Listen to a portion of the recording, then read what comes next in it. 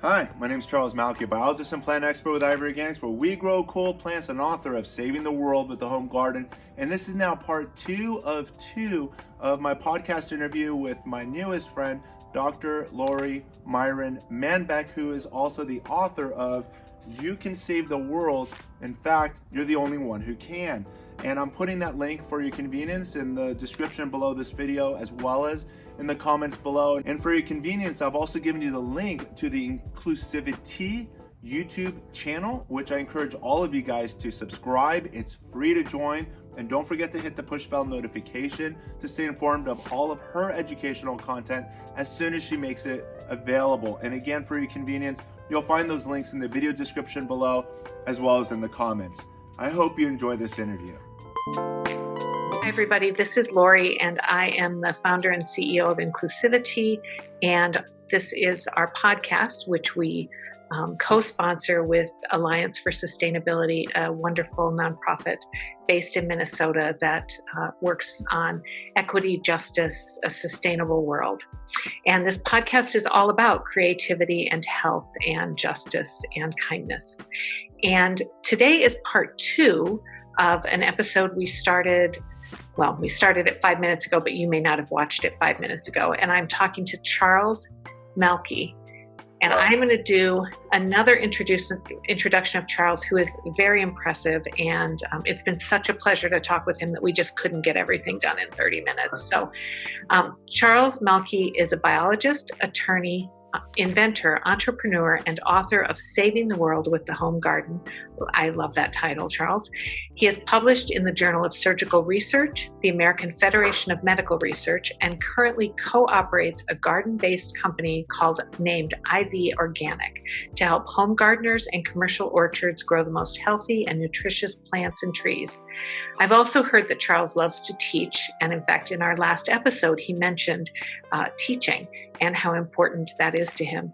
He's educated tens of thousands of people every day on America's leading garden product YouTube channel for the past several consecutive years, with over 140,000 plus YouTube subscribers and over 13 million views.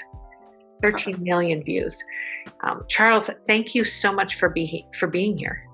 Thank you, Dr. Lori, and I appreciate being on your podcast stage, but I also hope to share this lesson also with our organic gardening community as well.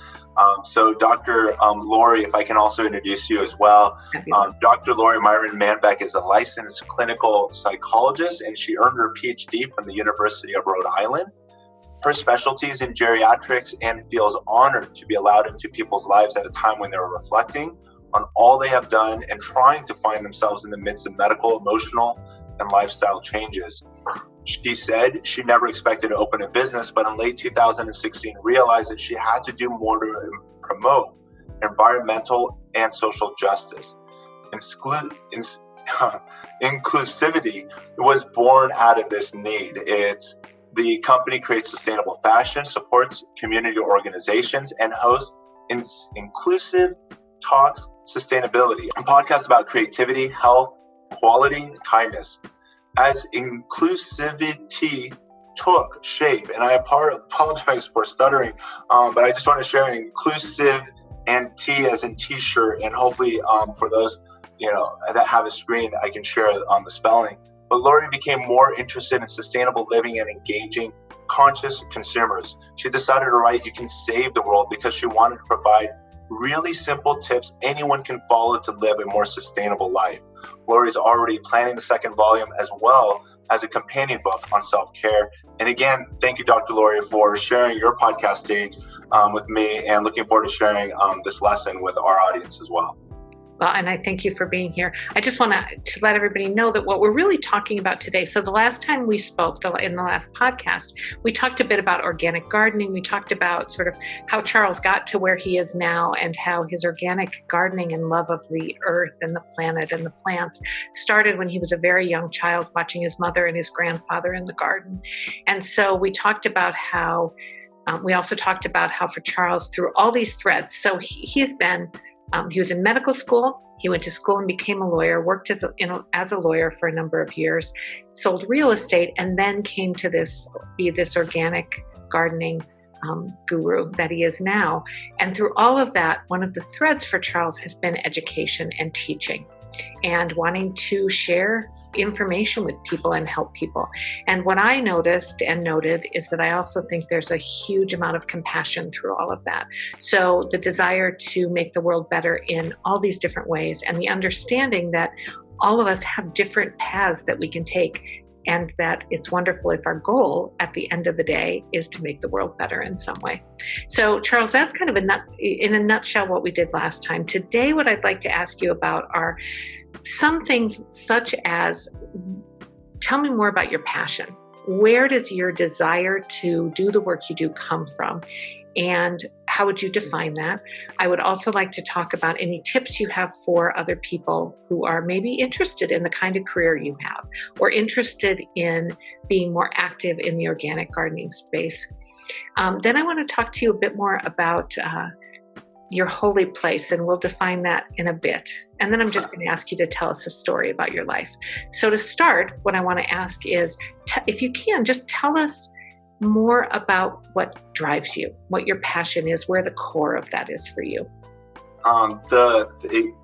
So many questions, and for those listening, I got to add that you've only shared these questions with me minutes ago, and I'm really going right off the cuff here, and I'm going to do my best. But the passion, obviously, and that's an easy one, is it's the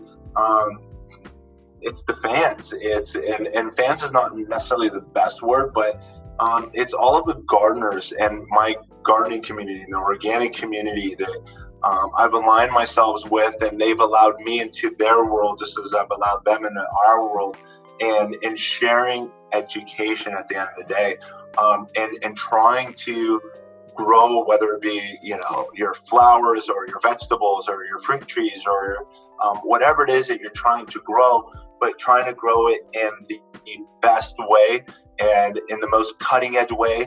And believe it or not, planting methods and styles and techniques change and vary depending on the plant, and the education also changes, depending on the lessons you learned maybe 10 years ago to what's being taught today.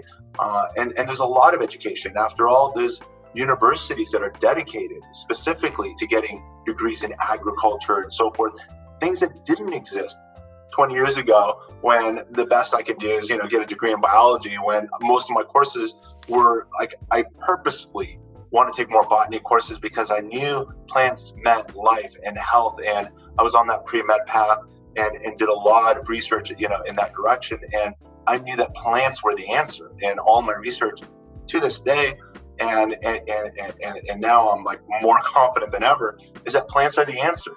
And everybody should be, eating more of them or growing them or both. Like, just always incorporate as many plants as you can into your life. So Charles, I want to ask a question that I didn't warn you I was going to ask, but I've asked it before, so I think that you'll be able to answer it fine. You are right now joining me in a sustainability challenge that we've started, and it's 21 days of making your life more sustainable. So the goal is 21 days of really simple assignments to get you thinking about sustainability. My personal goal for myself at the end of the 21 days is that every day, whatever I'm doing, I have a backdrop of sustainability. So it's sort of the filter that I see things through, which doesn't mean I'm never going to make trash. It doesn't mean I'm never going to take a trip, because trips, have a big carbon footprint. What it means is that I'm going to do those things as well as I can to protect the earth. So when you were on with me a little bit ago, we were on live, and you were actually issuing a couple challenges to people. And I wonder if you would just tell this audience those challenges as well, because I think they're a good way for anybody to sort of start that, or to rethink that. I'm going to start seeing everything through this lens. For sure. Before I also answer that question, I just want to share in regards to sustainability, and also with the challenge to pick up the habits, and reflecting back again on childhood and the impacts my mom had in gardening and my grandfather had in gardening, and I hope to also bring between us and this education that we're doing together, is that people plant more. And I'll lead to what the challenge is going to be in a second, but hopefully you're going to plant something and reap and enjoy the benefits of, and remember us as you see all the value that comes with growing whatever it is that you do. In regards to the challenge for you that I am sharing and emphasizing and hoping more and more people will adopt is to incorporate more, whether it be one more fruit or one more vegetable into your diet for the day, and to do so every single day.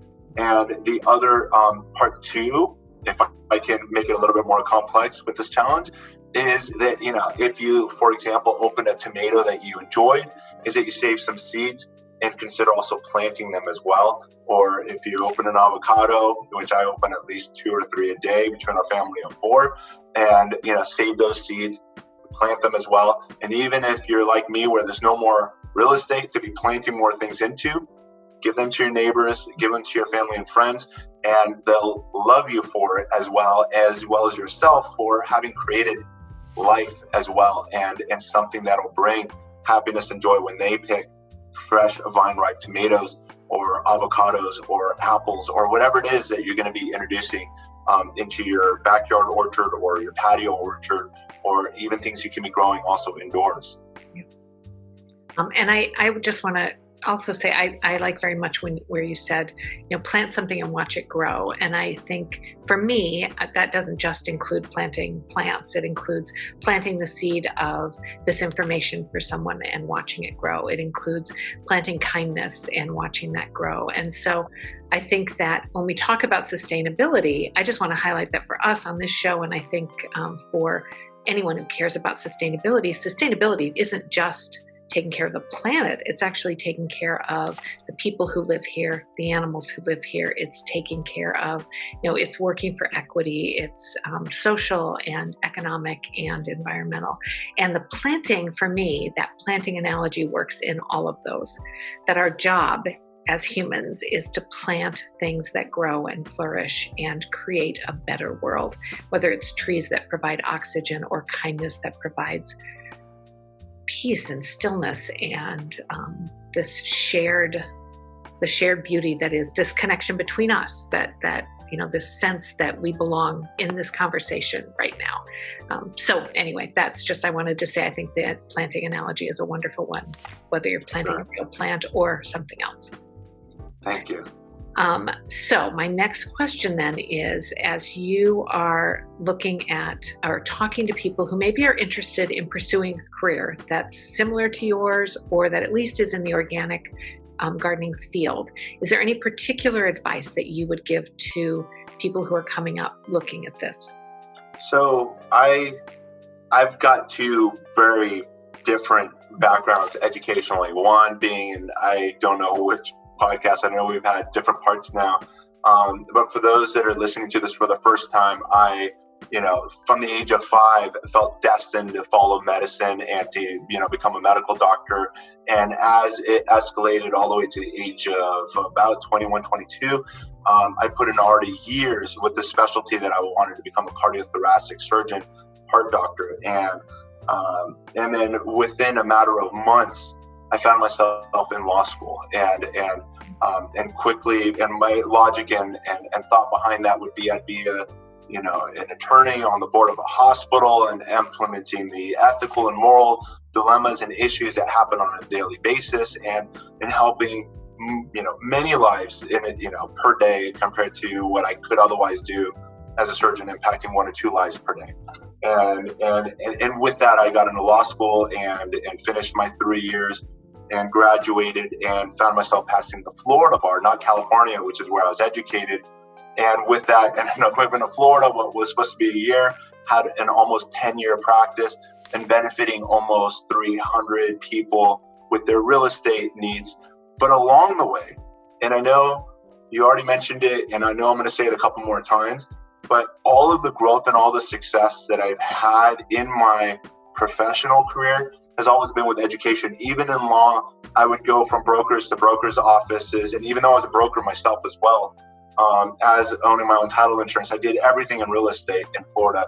But I always taught, and I was invited to keep teaching people how to be at the forefront of whatever it was that needed to be learned. And with it, things grew. And so when I started my family in Florida, we came back to Los Angeles, which is where, started the family and, got reunited with family and cousins and aunts, uncles, and so forth, which I believe is important to overall health, at least for me and my family. And so from there, we continued growing. I continued the passion that I had also in Florida to California with real estate and helping people with residential commercial needs. But I knew it wasn't sustainable, and I knew every year wasn't going to be better than the last, because there are ups and downs in the real estate market. And and if it was just me, I would maybe take the risk and make a life out of it. But there was now wife plus 2 kids, and there was big risk and making a life out of just real estate, even though there might be some realtors watching this saying that, come on, you could do this. And but I've seen too many disasters in Florida, and having again helped over 300 people, many of them also being realtors and owners that just didn't know how to pull out of this. And with it came the necessity to. And again, from the education, even in real estate, I couldn't teach the law in California. So what I taught was, guess what? What would I be teaching if I can't? My only background is now I've got my biology degree, and I can't talk about medicine because I'm not a doctor. And in Florida, I'm an attorney, but I'm not in California. So I can't talk about the law. What am I going to possibly teach? And here's your hint, and grow a network. Did you start teaching about botany? I mean, were you teaching plants? Just plants, yeah. Okay. So our local community board is one of the oldest community organizations in the state, and it was founded as a gardening club where people would get together and talk about their plants, and then they would talk about the social and political issues surrounding them. And we still do exactly that. We get together. We spend almost half the time getting to know what the neighborhood issues are before we talk about how to plant a tomato. But it's with that again, the network was born, and with it, obviously, I gained a lot of real estate business, but it was also where I got my inspiration, as I know I shared with you on a different forum. But I got invited to a garden where a lady had an orange tree, and the tree was peeling like crazy. Something I've seen before, but the bark was like peeling off the tree. The plant was barely fruiting, and she's like, it started off so well, and it just keeps on getting worse. And I'm like, it doesn't have a canopy, and the tree is just burning. It was a summer day, and most of the tree trunk is exposed to continuous burn. And with 14 hours of light, even on your own skin, you're going to burn terribly. And these trees were suffering. And I'm like, I know that painting it would help, but I didn't want to put paint on the tree that would otherwise contaminate, and ruin her organic garden. And that was kind of the birth of Ivory Organics and the Ivory Organics product line, and then ultimately going into fertilizers. But to answer your question in regards to, how do we get started in education and where do I go? At the end of the day, all you can do is try to listen to your voice in your heart, listen to the voice in your head. I know a lot of people don't have hobbies. I know a lot of people that I've been invited also to their garden saying, I never liked gardening, and because of you, I'm now growing things and having a ton of fun at it, which brings me a lot of satisfaction, more than you know. But I'm not expecting that of everybody. You've got to find what makes you the best. And something I learned also in law school, which is an important life lesson, is to specialize also.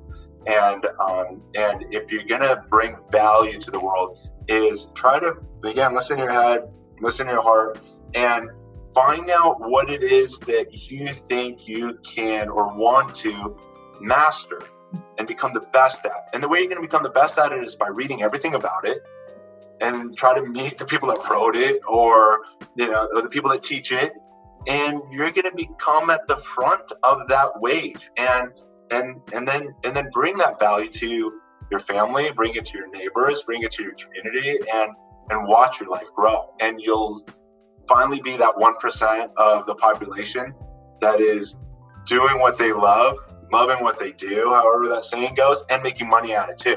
And I feel like, and I know I wrote it somewhere on my script somewhere, that whether it be fate or God or luck or whatever it is that people believe, but this is something that 5 years ago, the formation and development of Ivory Organics was not anywhere in my head until I visited that garden and I taught her about that orange tree. and I had a similar related issue on my property. And then something from 20 years ago, one of my research projects where we're encapsulating antibiotics with lipids, which are fats that offer benefits to humans over multiple days instead of just hours, and weeks of protection, and incorporating that concept into our product line where now organically you can brush on and whitewash and protect your tree trunks and branches with these oils that will offer insect and rodent repellent protection. And I was like, where do you get all these ideas? And it's like, it was there the whole time, but it just didn't hit until I was helping someone with their, with their garden needs and just consulting with them. And, not that I'm digging or doing much, but just helping and working with their landscape, working with their gardeners and giving them what I know and what I learned, one, from my mom at age 5, grandpa every weekend thereafter, and then all my college education and all the professors and all of that knowledge, which brings like more of the black and white text and the biochemistry and the organic chemistry and the molecular, like what's happening at the at the atom level.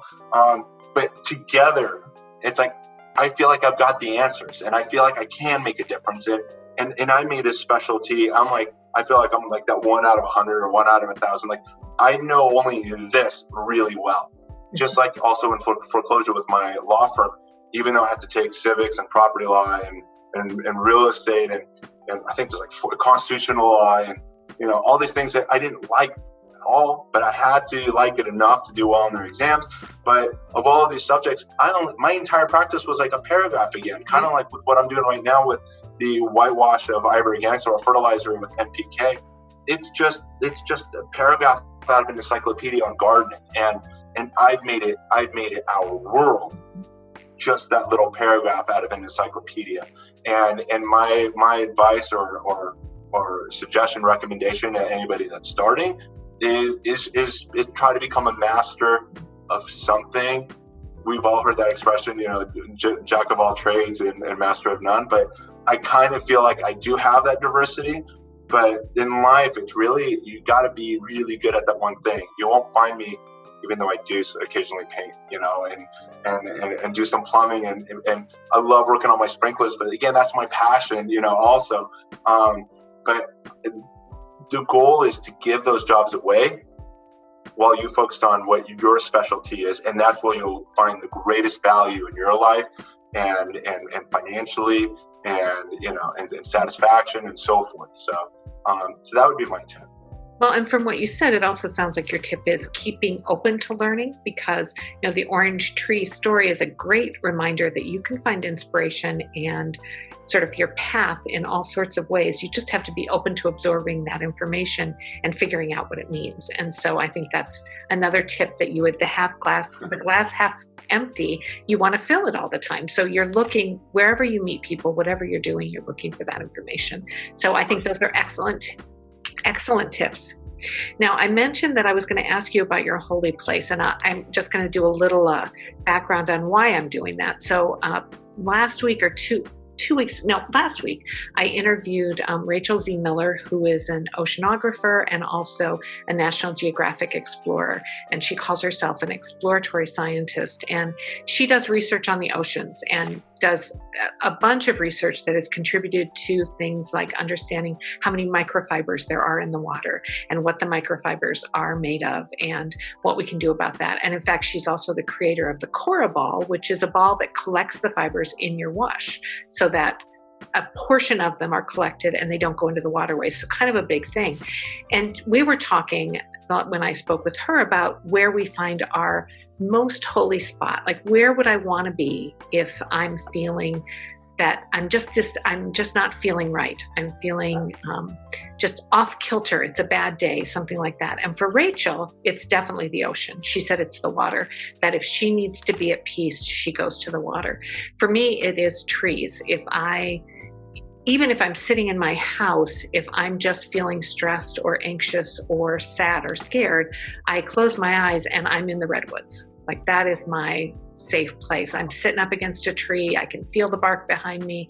I can see the sunlight filtering through the trees. So for me, that is the place that I can breathe and that makes me feel okay. So what I want to know, knowing that you are someone who spends so much time outdoors and has loved nature for so long, for you, where is that one spot that is the safe place? The holy place, as you say, it would just have to be in the easy, fastest, place to get the mind and soul in the right place. It's got to be my backyard garden. And one example I know I've shared with several people over the last couple of years, again, I can't even say a couple of years because I feel like it was just last year that this happened. And I wake up pretty happy. But I remember this one morning about a year ago that I rolled out of bed and I'm like, for whatever reason, I just felt like it's going to be a bad day. For no reason. It just felt like, do we have to do this? Maybe Mondays, because Mondays are always like, we got to do this grunt work to get to Friday again. But I remember just waking up and I'm like, I gotta fix this, negative, mood that I've started off with. Went to the backyard. I know for sure it was a spring or summer day because the temperature was a little bit warm enough that when I brushed by the rosemary, it gave off a scent. So I knew that it couldn't be too cold because it wouldn't have given off that much aroma just walking by it. And I continued through the garden and got close to my fig tree. And the fig also gives off another scent. And I'm just appreciating the scents and the sounds and the air. And all of a sudden I'm like, why did I wake up with a little bit of a negative mood when there's so much beauty and so much life around me? And I know we've discussed this in the past and that there's a lot of research, more so recently in the last 5 years, and I wouldn't say it even existed 10 years from now or 10 years ago, but in the last 5 years, there's research that's now showing that cities that have more trees compared to cities where they may have had trees and they took them away, and they've done the research, they're saying that cities with more trees actually have citizens with longer and healthier lives, and that the cities that lacked the trees or where the trees were taken out, they noticed that people were getting sicker earlier in their lives. They had a higher mortality rate. They also drew some analogies to people, for example, in hospital rooms, where if they had a window, overlooking into a tree, and then it gets you to wonder. And I know that there's been even more research I've even started seeing last year, where people go into forests and go into camps and stuff to smell the oils that apparently, and I mentioned the rosemary earlier, where you smell the rosemary, but for sure that's rosemary also oils that are being, released in the perfume of the plant, just as the fig's doing its thing. And it's having an impact on your brain. It's having an impact on your mood. It's changing your chemistry. It's changing your biology.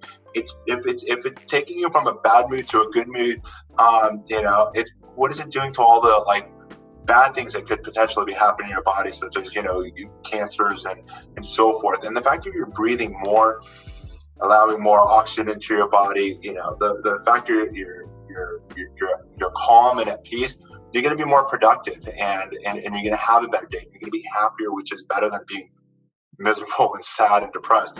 And you're going to be excited to see the growth that's happening in your garden. And one of the things my dad, and again, remember, I said my mom has that passion for gardening. My dad would always be in the corner, watching, saying, why are you doing what you're doing? Why are you picking the weeds when you could be hiring somebody else to pick the weeds for you? And it's wait, you don't understand. This is something I enjoy doing. And nobody can do it better than, this is my garden. This is my place. And how would the gardener know what's a weed and what's not, and what's planted and so forth? So, when I go out, that's my sanctuary, that's my space, it's my place, and whatever grows. And I remember, again, with my dad sitting in the corner, he would see me go out almost every hour, between my studies, whether it be in the sciences or in law. And he's like, you were outside an hour ago. What changed an hour ago to what? And I'm like, well, there's maybe some buds that didn't open yet, or there were, maybe I saw the flower, but I didn't see the bee pollinating it yet. There's always things to see. And whether you have, again, one plant, whether it be indoors or you got an outside, balcony patio, for those living in apartment style homes, or the backyard garden, such as what I'm enjoying, and I want more, and I'm hoping to achieve more, because I feel like for some of us it's a lifestyle, and for those of us that don't realize that just 50 years ago, and not much further, most of us lived on larger lots, and farming was a necessity, whether you're growing plants or raising cattle and chickens and so forth. But being tied to the land was more of a necessity, as it has been for thousands of years. And that exception has only happened now with all these specialized jobs that brought us indoors and, and are more computer driven and so forth. So, I encourage everyone to really do get outside and create your own sanctuaries and find the beauty if they haven't yet discovered it, and the health that's already proven that comes from, growing, and the satisfaction of watching something grow, and the satisfaction of if you get to pick your own apples from your garden, or, and eat something that's more delicious and nutritious than anything you'll ever buy because you grew it. So the list just goes on and on and on. Well, and what's lovely is that also feeds right into the sustainability mission, because I think the more you notice how wonderful the world is, the more you can pay attention to the tiniest little drops of rain on the plants, the more you want to protect it. So the more you see it, the more you want to protect it. And I think that's true of the people around us too. The more we see them, the more we hear them, the more we want to protect them. So, Charles, this has been an extreme pleasure. The last thing that I really want to ask you about is if you will tell us a story from your life. And I always preface this by saying it can be any story at all. It just has to be yours. So something that feels like it's you. And if you have something, I would love to hear it. Okay. The story I'd like to share, and in regards to, obviously I talk about 5 and 6 years of age and the inspiration with gardening, and I'm just going to tie into that and take it now to 10 or 11 or 12, where I remember my 7th grade project was in grafting. And in my first attempted graft, and I don't know how much you know about grafting, but grafting, just to let you know, whether it be apples, peaches, plums, apricots, most of the fruit trees you'll buy are generally grafted, being the rootstock controls the size and the quality and the disease resistance, so forth, of the plant. And then they're grafted to guarantee the quality of the fruit and the consistent yields of the plant that you plant. For example, Granny Smith apple, if you plant the seeds, they're not Granny Smith apples. They might be related, they might be green, they might be red, they might be striped, but they're the children of the Granny Smith apples, just as we are the children of our parents. We're not genetically identical, but if you want to make them genetically identical, you take a piece of the parent and you graft it onto rootstock, and then it'll be genetically identical. So if you want more Granny Smith apples, it's typically done by way of grafting. So with that background on grafting, I read something in a book in 7th grade, and with it grafted roses onto a cactus rootstock. So roses on top of a cactus. And obviously they were not related enough, but what did I know then? And it didn't work, but I took first place on my presentation. And so the second year I grafted roses onto roses. I learned they got to be related. And this is, again, something that's done commonplace in the horticultural business. And so I grafted the roses, again, unsuccessfully, by the way, but I took a higher prize in first place. I remember I did even better, overall for the fair. But it wasn't until 9th grade, one of my great aunts gave me a peach seedling, something she had grown on her property. She's like, Charles, I want you to have this. She knew I love plants. And I took her peach seedling home and I planted it, and it grew. And within a few years, it started giving, peaches with a really thick skin on it. So it wasn't enjoyable, for eating. And now I put my grafting skills to the test. And peaches are in a family of trees known as the prunus family. And anything that's related to it, you can graft onto it. So now imagine a tree, and this I would successfully accomplish. A peach tree that had nectarines on it, plums on it, apricots on it, cherries on it, and nuts, almonds. All of them are in the prunus family. They're all related. So when you come over and you visit this tree, in the spring, you've got, little blossoms, actually the beautiful pink blossoms of the cherry, the smaller white blossoms of the plum. You've got also like a double flower from the almond. And you've got all these different size flowers, different colors that are happening, depending on another one that's a really cool peach variety is called the red baron peach, which gives beautiful red, large flowers compared to peaches usually give smaller pink flowers. And you can have basically this beautiful showy tree that also provides you with fruit at different months of the year, because they all ripen at different times, all on the same tree trunk. One tree supporting all of these different fruit. And that, even though I didn't have a YouTube channel, and I don't think YouTube even existed back then, but this tree, when people came to visit my parents and my brothers, as well as myself, I would always show off this tree. And this kind of going back to that point where we should all like specialize in our lives. Like I knew I had it, like I was able to do something that most people cannot. And with it, you know, I became very popular, like in our church community, in my high school, and so forth, as being able to create something that most people have never seen and have never contemplated even doing. And that's also like, even though the passion of life and plants and even animals, like at a younger age, there's more so animals.